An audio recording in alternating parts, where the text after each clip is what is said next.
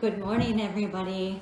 It's Michelle And Molly with AP Fire Protection, and we are coming at you live for Fire Alarm February. Hashtag. Hashtag Fire Alarm February. Oh, so today's talk, we figured that it might be fun to go over the history and evolution of fire alarms. And I'm going to tell you what, Miss Molly here has done tons of research. We got a whole timeline to go through with you.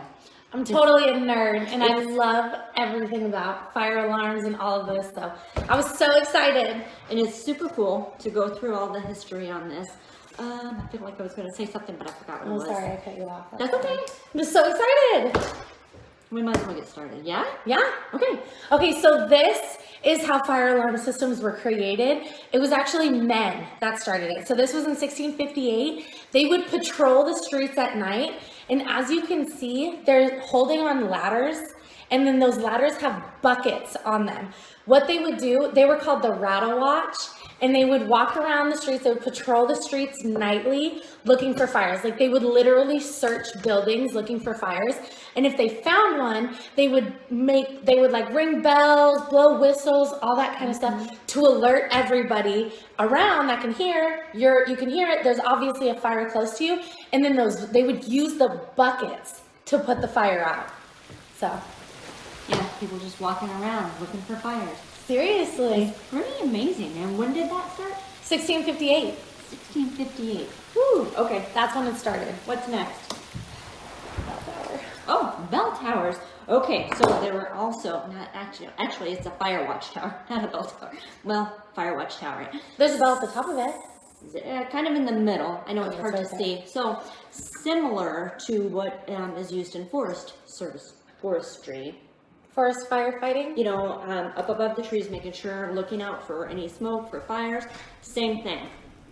A lot of the fire watch towers were doomed obsolete with the replacement of pull boxes for fire detection, fire alarms. But this particular one is the Harlem Fire Watch Tower.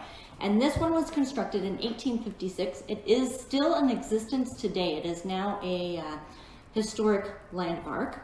In 2015. July. This is what's crazy. So this was made in 1856. In 2015, over $7 million was invested to renovate the Harlem Fire Watch Tower. So it's still in existence. You can visit that today. Yeah, it's like a landmark now, so. That's pretty interesting stuff. When you go visit it, you know, this is one of the first fire alarms. Field trip. Let's go! Todd! Okay, what's next? Okay, this is one of the first actual fire alarm systems that people would have to like stick their hand in to alert people like fire, fire, fire, fire.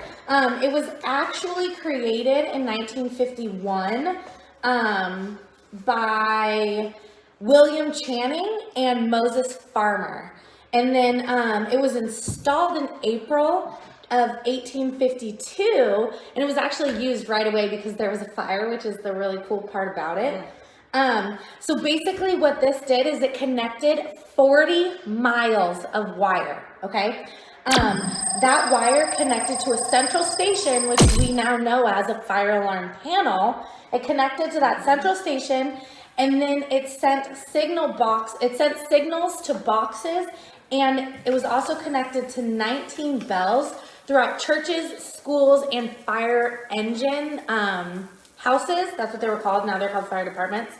But the cool thing is when there was a fire or something was going on, it would communicate through Morse code. So it would tell you kind of where the fire was located. It didn't have exact locations or rooms or stuff like that like it does now. It would just tell you, hey, it's in this vicinity, and then people would roll out to it, which I think is really cool. Yeah. So, yep. Okay, what's next? Watkins.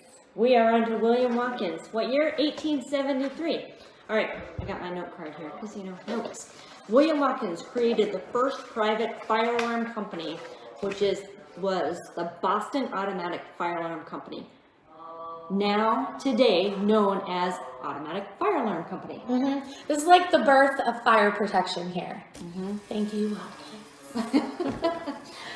So he also, what he did is he created a sales brochure. Is it Yep. coming up? Or actually, which one should I go talk about first? Well, We he got- did create the first, one of the first commercial feasible Well, link. so this is the first fusible link. One of the first fusible link, which was a heat detector. And that was created in 1863 by Alexander Ross. Now, the first electric one that was to be used in commercial was developed by another New Yorker, which is William Watkins. And let's see, I guess that talks about the 1870s. But let me lead that into,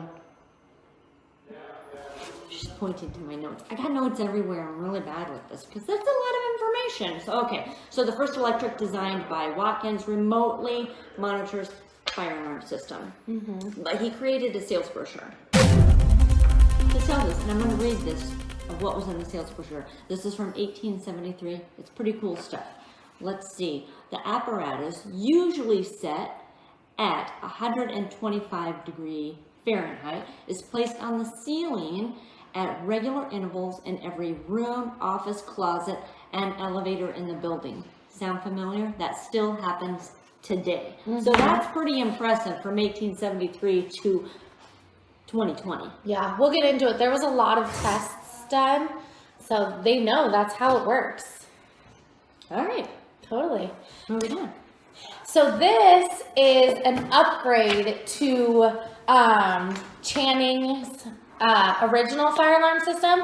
So this was created by John Gamewell and his brother-in-law Garner. So basically Gamewell went to a lecture at the Smithsonian in 1855 that Channing put on. And Gamewell was so impressed with the potential of the original fire alarm system that he created a better one, okay? So when he partnered with his brother-in-law Garner had, he was very knowledgeable with clocks and intricate mechanisms. So basically what they did is they took they took Channing's fire alarm system and they made it, they improved it by utilizing a spring-driven model of a fire alarm signal boxes. So that's what we still use today. So our fire alarm panel sends signals off that are like, okay, everything's cool, everything's good. And then when it's not, you know what I It gets mean? interrupted. Hey, Yes. there's a problem. So the cool thing is they use non-interference pull boxes to do this. And then this is what they used back then to alert people. Basically is they would use a small electric current from the box. So they no longer had all of these wires connected. It was an electrical current that was consistent through the circuit and at all times, like it was consistent through the circuit at all times. And then when that electrical current was broken, that's what would notify the system, hey, something is wrong. So they had bells, they had gongs, and they had whistles that would go off and let you know, like, hey, this is what's going on, get out of the area, pretty much. There you go. Yep. And then it just took off from there. They had the great design. They had all of the other stuff. Nowadays we have horns and we have strobes and stuff like that, but it's the exact same concept. It's basically just telling people to get out, get to safety. And we're going to go into more depth about those items throughout February, right? Totally. Okay.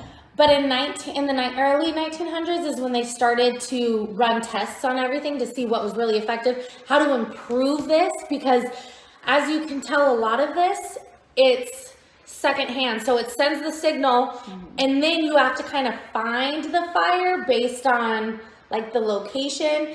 Right. But so they started to run tests to see how they could better develop that to send you to the exact room as opposed to just an area. You know what I mean? So in the early 1900s, ADT, Holmes Protective, and Grinnell and Automatic Fire Protection, they all came together and established a contract that supplied detection, sprinkler systems, and central monitoring services. So that central monitoring services is really what took the fire alarm systems to the next level, because not only did it tell you exactly where the fire was, but they improved all of the smoke detectors, heat detectors, stuff like that. So I think it's awesome.